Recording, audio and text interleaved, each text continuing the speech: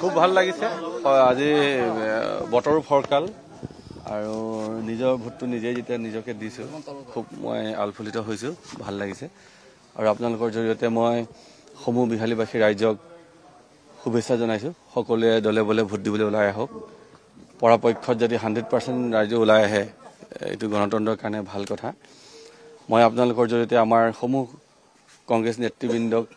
কৃতজ্ঞতা জনাইছো আমাৰ বিহালী সমষ্টিৰ তত্ত্বাৱধায়ক হিচাপে আছিলে যোৰহাট লোকসভা সমষ্টিৰ সাংসদ গৌৰৱ ডাঙৰীয়া তেখেতক মই ধন্যবাদ জনাইছো ভাৰতীয় জাতীয় কংগ্ৰেছৰ জিলা সভাপতি ষ্টেট প্ৰেসিডেন্ট ভূপেন বৰা ডাঙৰীয়া আমাৰ জিলা সভাপতি বুথৰপাকে ধৰি প্ৰত্যেক পৰ্যায়ত সকলোকে মই ধন্যবাদ জনাইছো সকলোৱে খুব ভাল ধৰণে দলটো আগবঢ়াই যোৱাত খুব ভাল ধৰণে পৰিচালনা কৰিছে ইলেকশ্যনটো প্ৰশাসনৰ সকলো বিষয়ববীয়াক মই ধন্যবাদ জনাইছো আৰু আমাৰ তিনিজন আৰু মোৰ বাদ দি প্ৰাৰ্থী আছে দিগন্ত ঘাটুৱাৰ ডাঙৰীয়া তেখেতক শুভেচ্ছা জনাইছো অনন্ত গগৈ ডাঙৰীয়াক শুভেচ্ছা জনাইছো আৰু লক্ষীকান্ত কুৰ্মী ডাঙৰীয়া তেখেতকো মই শুভেচ্ছা জনাইছো